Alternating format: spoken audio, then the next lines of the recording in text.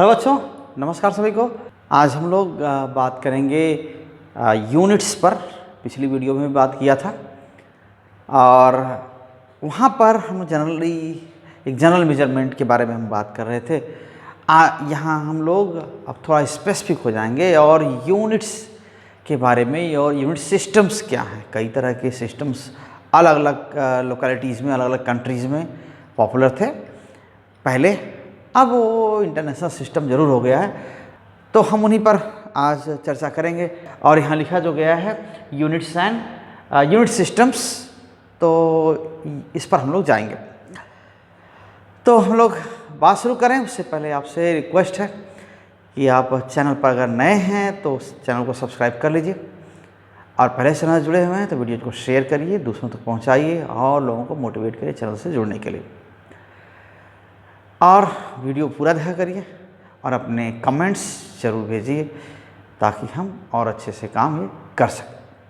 तो यूनिट्स क्या है, इस पर डिपेंड करता है कि ये मेज़रमेंट लेना किसका है, मेज़र किसको करना है, तो यूनिट उस पर डिपेंड करेगा। तो अगर आप लेंथ मेज़र कर रहे हैं तो उसी लेंथ टाइप का कोई एक यूनिट हम क्या करेंगे, चुनेंगे। जैसे क्यूबिट, अगर हमको कोई लेंथ मेजर करना है तो ठीक है, एक हाथ यहाँ से यहाँ तक क्यूबिट जो बोलते हैं, ये हमने यूज़ कर लिया, ये हमारे लिए इसकी लेंथ ही यूनिट हो गई। तो इसको ये यहाँ से यहाँ तक, यानी ये पूरा गैप हमारे लिए इम्पोर्टेंट है। या हम स्टेप्स मेजर करते हैं चल करके, तो वो स्टेप्स हमारे लिए इम्पोर्टेंट है। और वैसे ही अगर कोई चीज़ मास मेजर करना है, कितना अमाउंट है, तो उसके लिए हम क्या यूज़ करते हैं। फिर वैसा है कुछ हल्का या भारी लगने वाली चीज़, उससे कंपेयर करते हैं। फिर हम लेंथ गैप या कहीं किसी का नहीं देखते, या कोई घड़ी वगैरह का उसमें यूज नहीं है कि समय देख लें कैसे कैसे वो उसको तौला जाए, तो ये सब नहीं हो सकता। बस क्या करेंगे, वो मास देख लेंगे। तो उसके लिए उसी तरह की यूनिट चाहिए। तो जो यूनिट है वो क्या है, it is arbitrary chosen of fixed value, और you can say reference value of quantity of same kind with which a given quantity is compared. Okay, so इसी को हम यूनिट कहते हैं। किसी क्वांटिटी को कंपेयर करना है किससे, उसी तरह की एक रेफरेंस क्वांटिटी से या फिक्स्ड क्वांटिटी से जो वो उसी तरह की हो। ठीक है, दिस इज आर्बिट्ररी चोजन। ऐसा नहीं कि इसके लिए किसी ने लिख के बताया है, हाँ मिलके लोगों ने मान लिया, एक स्टैंडर्ड बन गया, उसे बोलते हैं आर्बिट्ररली चोजन। ठीक है, तो यूनिट है क्या, जो यूनिट पहले भी लिखा हुआ था कि यूनिट है क्या, रेफरेंस स्टैंडर्ड, रेफरेंस स्टैंडर्ड और fixed quantity okay, which is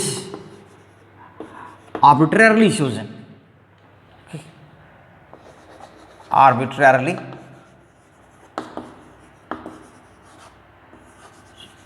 chosen to compare a given quantity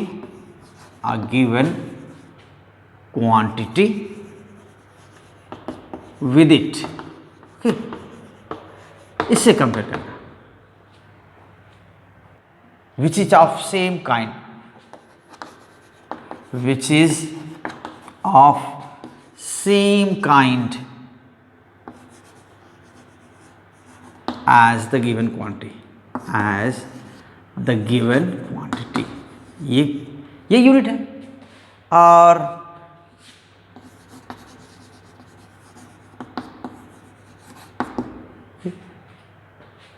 तो क्या होना चाहिए, अब ये एक आर्बिट्ररी चोजन ज़रूर है, लेकिन ये एक्सेप्टेड है, सबके लिए है, सबको इसको मान ले तब ये यूनिट बनता है। ऐसा नहीं कि सब कोई, हर कोई अपने लिए एक अलग अलग, नहीं हमारे लिए लेंथ 1 हम इसको बोलेंगे, हम इतने को 1 मीटर बोलेंगे, कोई कहेगा इतने को 1 मीटर बोलेंगे, कोई कहेगा इतने को 1 मीटर बोलेंगे, तो ऐसा कुछ नहीं। एक आर्बिट्ररी चोजन क्वांटिटी ज़रूर है, लेकिन सब लोग इसको मान लें, या सबके लिए जो इसको बोलते हैं ग्लोबली एक्सेप्टेड। ओके, सो क्या कैरेक्टरिस्टिक होनी चाहिए, क्या प्रॉपर्टी होनी चाहिए यूनिट की, वो ईजिली रिप्रोड्यूसिबल हो, यानी दूसरों को बताया जा सके उसको आराम से, ईजिली एक्सेप्टेबल हो, सब लोग उसको एक्सेप्ट कर सकें, ग्लोबली एक्सेप्टेड हो, ओके, इनवेरिएबल हो, वो ऐसा नहीं कि वो कुछ ऐसा स्टैंडर्ड जिसको ज़रूरत से चेंज किया जा सके, ऐसा कुछ नहीं है, तो चेंज भी नहीं हो सकता। किसी क्वांटिटी का यूनिट है वो उसमें कैरेक्टरिस्टिक क्या होना चाहिए। तो आइए, डिज़ायरेबल कैरेक्टरिस्टिक्स,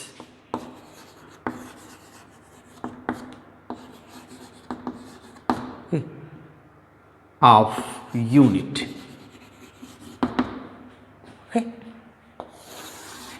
क्या होना चाहिए। सो फर्स्ट क्या है, इसको हम कहते हैं इंटरनेशनली एक्सेप्टेड, ये इंटरनेशनली एक्सेप्टेड होना चाहिए। दूसरी चीज क्या, वेल डिफाइंड, है ना, किसी को बताएं तो बताने में इजी हो कि ये स्टैंडर्ड इस तरह का है या यूनिट ये है, इतनी होती है, इसको बोलते हैं कि well defined. Okay, third, easily reproducible, easily accessible, है, जिसको यूज कर सकें, easily reproducible,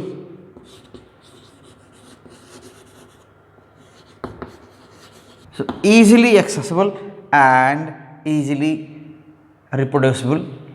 Fourth, so imperishable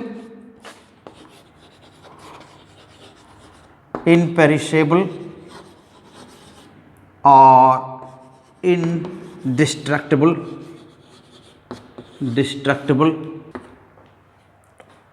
तो ये कॉमन कैरेक्टरिस्टिक हैं जो यूनिट्स के होने चाहिए।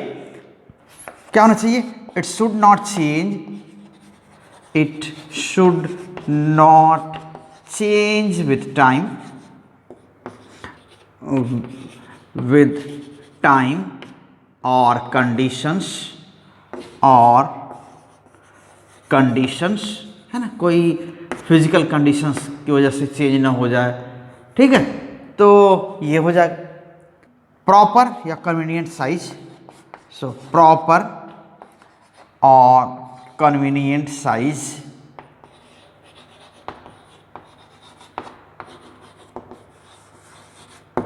ठीक है। तो ये कैरेक्टरिस्टिक्स हैं जो हम एक यूनिट से चाहते हैं, ऐसा होना चाहिए ताकि यूज करने में, दूसरों को बता पाने में और उसको बना पाने में इजी हो, थोड़ा कन्वीनियंट हो, तो ये यूनिट्स हैं।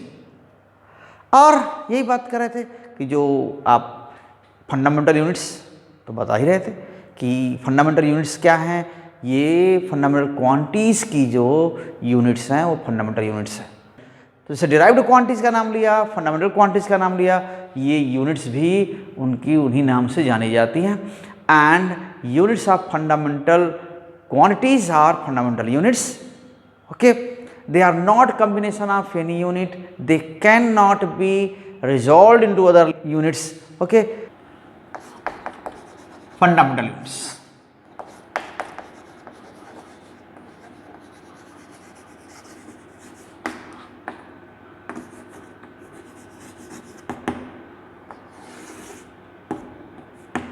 Okay, ये क्या है?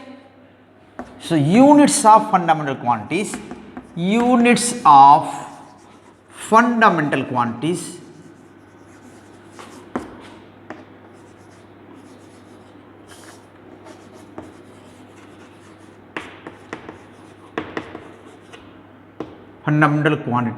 okay, are known as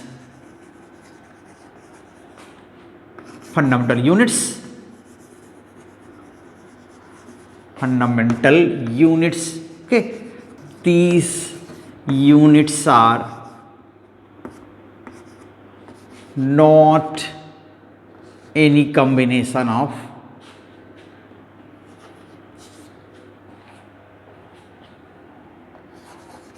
Okay, combination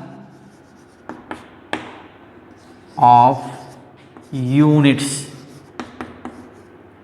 of other units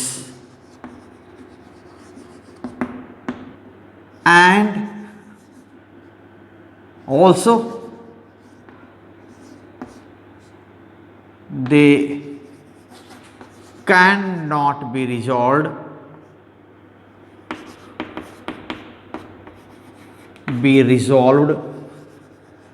okay, into constituent units.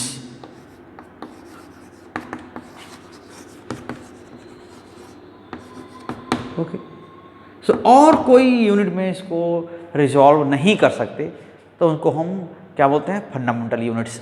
और फंडामेंटल यूनिट्स आप जान रहे हैं। ओके, सो फंडामेंटल क्वांटिटीज और what, fundamental quantities and units. So fundamental quantities and units, they are units. Okay, so fundamental quantities क्या क्या है, एक तो आप सीधे लिखते हैं लेंथ, इसकी जो स्टैंडर्ड यूनिट है फंडामेंटल वो क्या है, metre. Okay,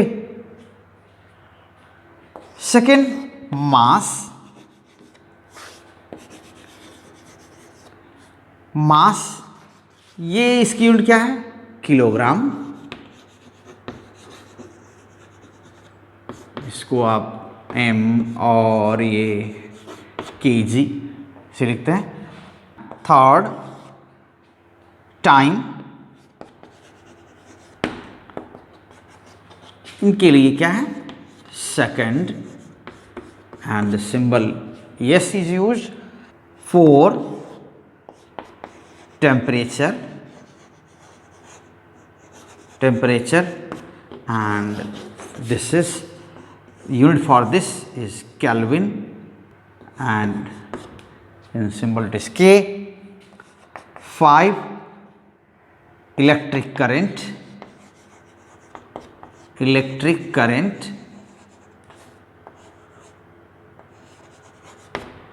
and here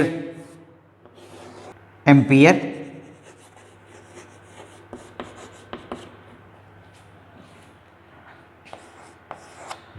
Okay, and amount of substance, amount of substance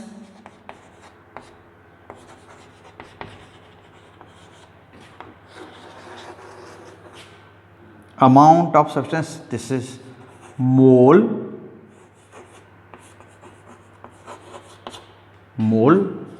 and 7 luminous intensity. Okay, luminous intensity.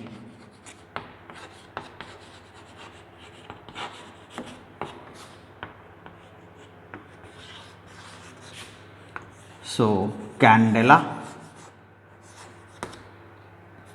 and CD, तो ये बेस यूनिट्स और बेस क्वांटिटीज, फंडामेंटल क्वांटिटीज और उनके यूनिट्स हैं। तो ये फंडामेंटल यूनिट्स या इसको बेस यूनिट्स भी कहते हैं। तो ये ठीक है ना, fundamental units are also known as base units. So fundamental units okay are also known as base units।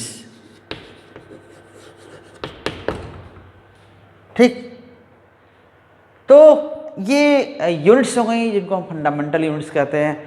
बाकी दूसरी यूनिट्स क्या हैं, दूसरे सेट क्या है, ये डिराइव्ड यूनिट है which are combination of 2 or more than 2 base units. So let us see. Okay, derived units. So derived units. So there are large number of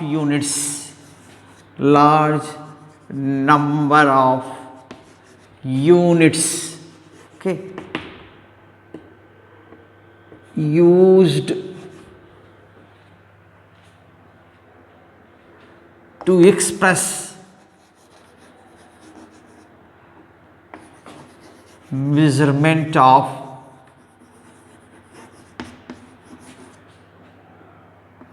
derived quantities. Okay, derived quantities. Okay, these units are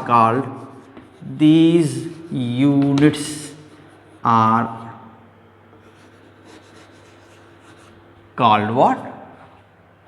Derived units.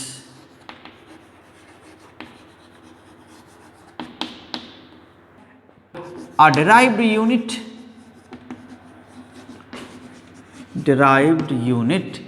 is combination of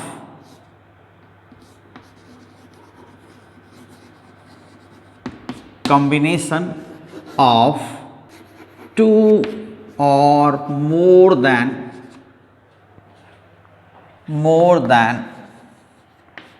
two base units. Okay, base units. Okay. तो बहुत सारी units हैं, आप जैसे force की unit आप ले लीजिए, मोमेंटम की यूनिट ले लीजिए, एनर्जी की यूनिट लीजिए, डेंसिटी हो गई, एरिया, वॉल्यूम, फील्ड, जितने बहुत सारी यूनिट्स हैं जो डिराइव्ड यूनिट्स हैं।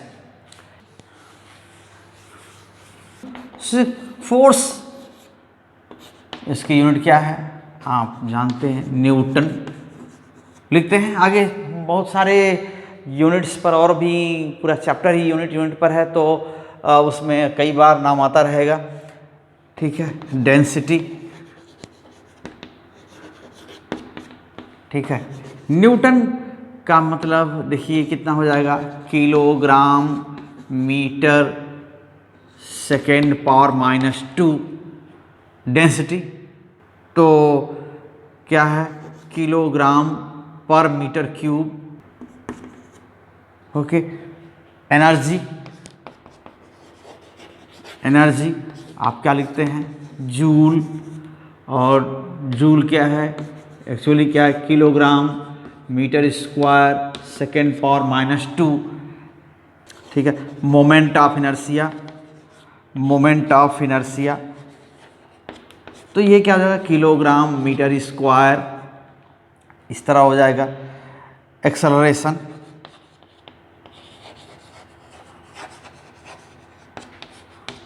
ठीक, मीटर सेकेंड पावर -2।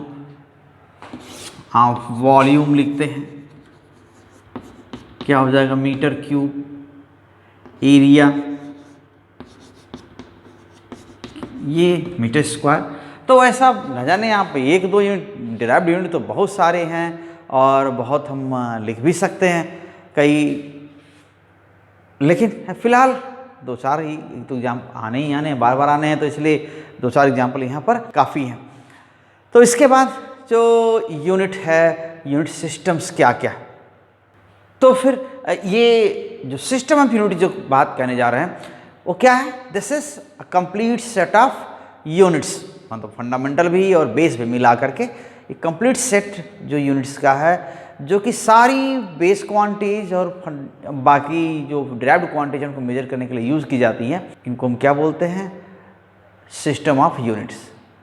तो इस पर आइए बात करते हैं। तो system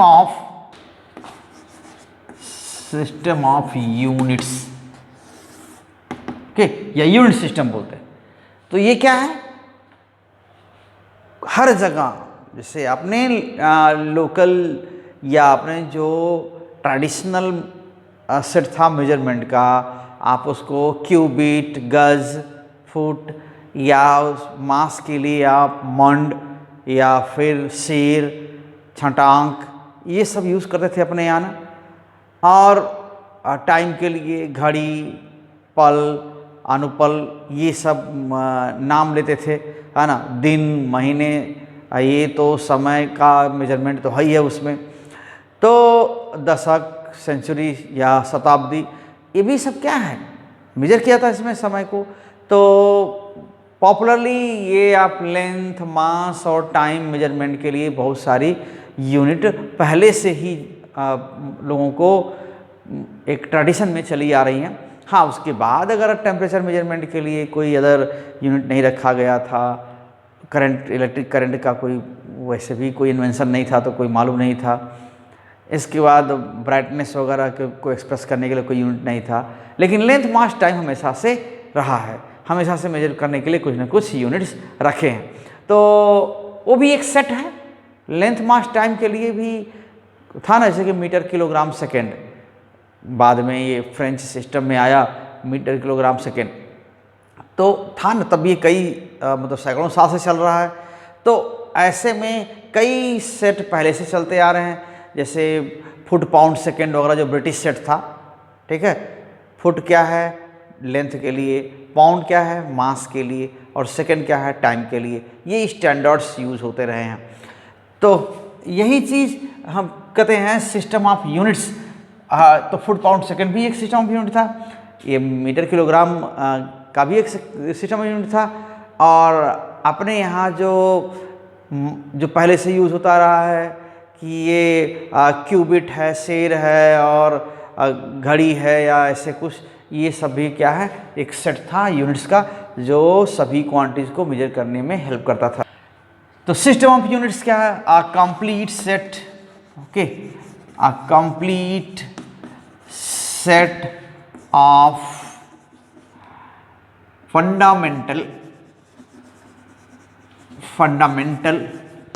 fundamental and derived units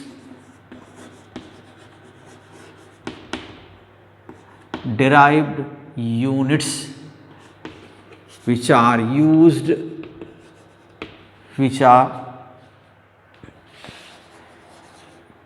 used to measure all fundamental or derived quantities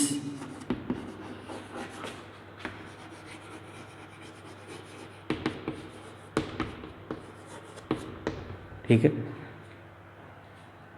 उसको हम क्या बोलते हैं? Is known as unit system और system of units is known as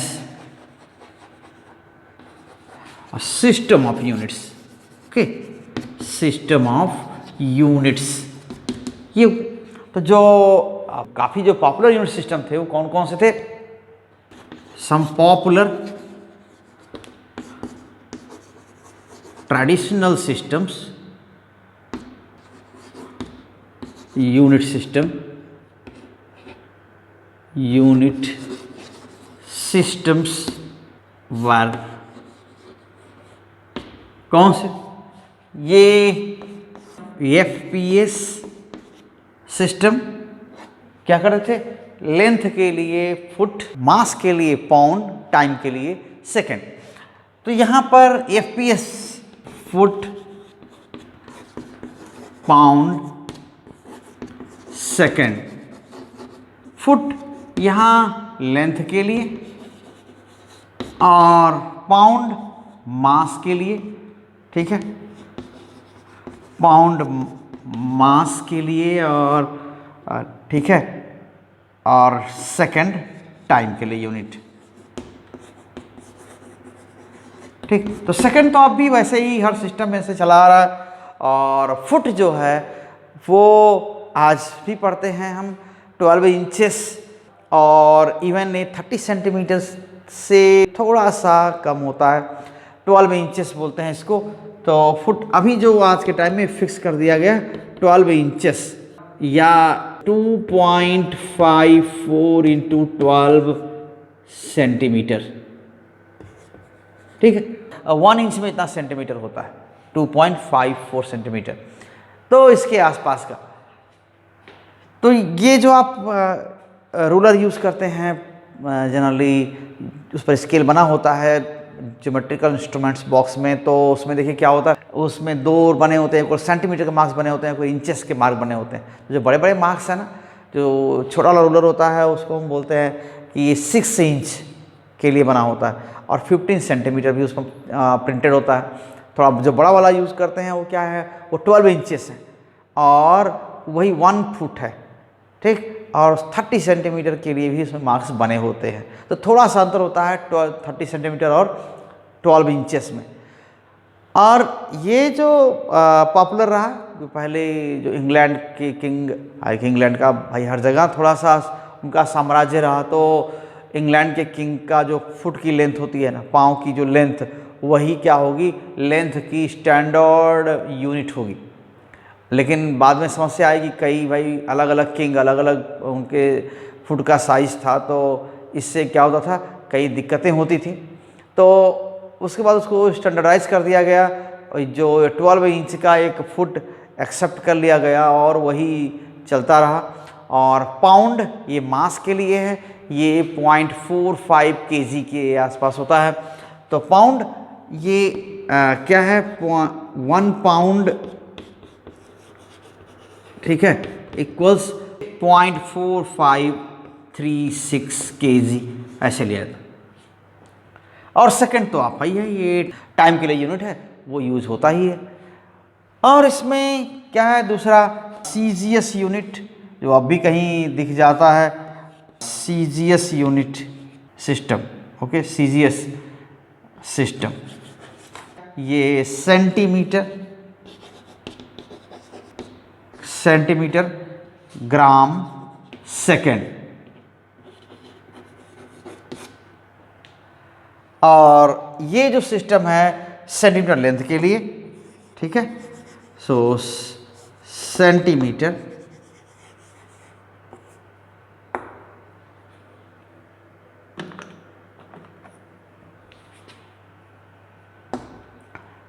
length के लिए है यूनिट, और ग्राम मास के लिए, आप इसको ग्राम किलोग्राम के बारे में जानते ही हैं। और सेकंड क्या है, टाइम के लिए, second, this is for time. तो ये, और सेंटीमीटर क्या है, आप 1 मीटर में 100 सेंटीमीटर होते हैं, ये आप जानते हैं। और मास में 1 ग्राम में 1 kg में 1000 ग्राम होते हैं, ये भी आप अच्छी तरह जानते हैं। तो ये सिस्टम्स हैं। बाद में AMKS सिस्टम आया, AMKS system, metre kilogram second, ये भी फ्रेंच सिस्टम है। इस मेजरमेंट के फील्ड में फ्रांस का कंट्रीब्यूशन काफ़ी रहा है, ये वहाँ से भी चलता आया। थर्ड, MKS सिस्टम, ये क्या है, मीटर किलोग्राम सेकेंड, ठीक, मीटर किलोग्राम सेकेंड सिस्टम। इसमें मीटर क्या है, ये लेंथ के लिए, ठीक, किलोग्राम इसी में से आगे चल करके स्टैंडर्ड यूनिट सिस्टम में एक्सेप्ट कर लिया गया इनको, ठीक है, इन यूनिट्स को मास के लिए, और सेकंड तो टाइम के लिए है। तो ये 3 सिस्टम तो इधर हो गए। ये जो आपका FPS है, ये जनरली इसको बोलते हैं कि ये ब्रिटिश सिस्टम है, ठीक है, ब्रिटिश सिस्टम।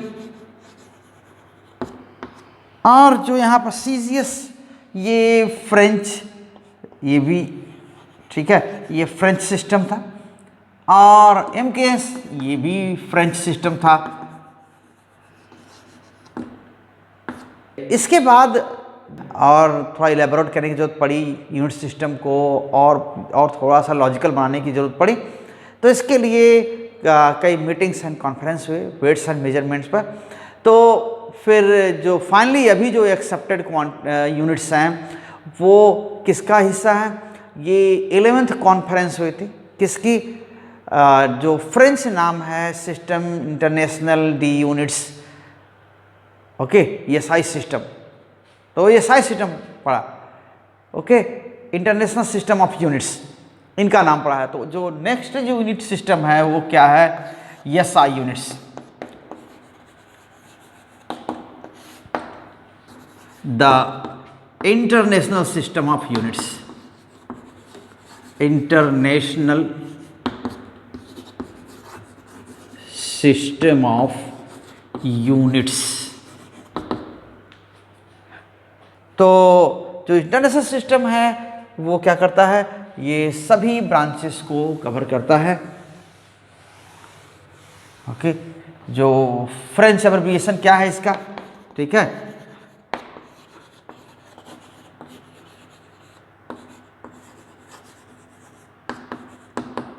सो फ्रेंच एब्रिविएशन क्या है, उसको बोलते हैं सिस्टम इंटरनेशनल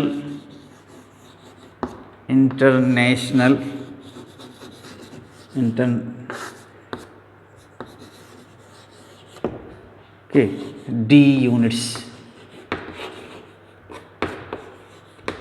ऐसे तो सिस्टम इंटरनेशनल डी यूनिट्स, ये इसको इंटरनेशनल सिस्टम ऑफ यूनिट्स को फ्रेंच में बोलते हैं।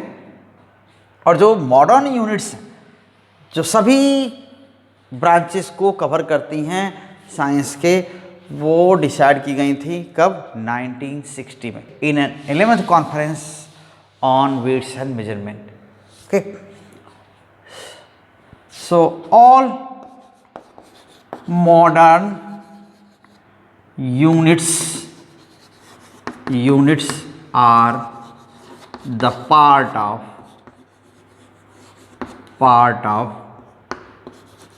international system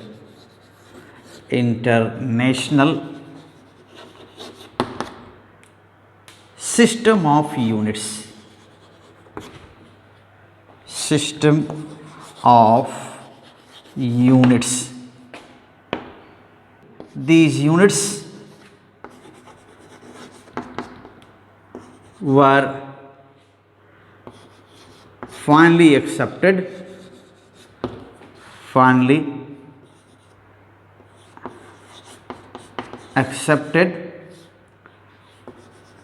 internationally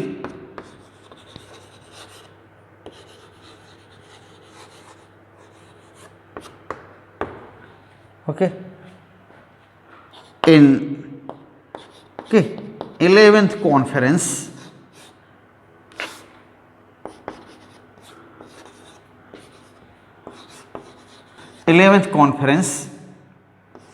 on weights and measures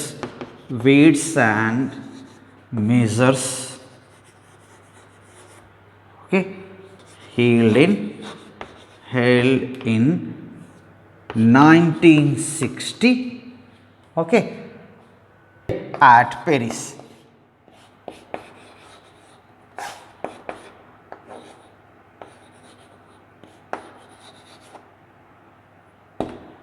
actually एक मॉडर्नाइज फॉर्म है MKS का और CGS का, इसको बोलते हैं। So this covers this system, you can से this system covers all branches of science. This is modernized form of CGS and MKS. Okay, French systems. तो ये फ्रेंच सिस्टम्स जो थे ना, उन्हीं का मॉडर्नाइज फॉर्म। ये कुछ पॉपुलर यूनिट सिस्टम थे जो काफ़ी पहले यूज़ होते थे, और अब जो है एक तरह से जो इंटरनेशनली अडॉप्टेड है वो क्या है, ESI यूनिट सिस्टम है, या ESI कहते हैं इसको, इंटरनेशनल सिस्टम ऑफ यूनिट्स या ESI यूनिट्स। तो ESI यूनिट्स के बारे में हम और आगे बात करेंगे सो अगले वीडियो में।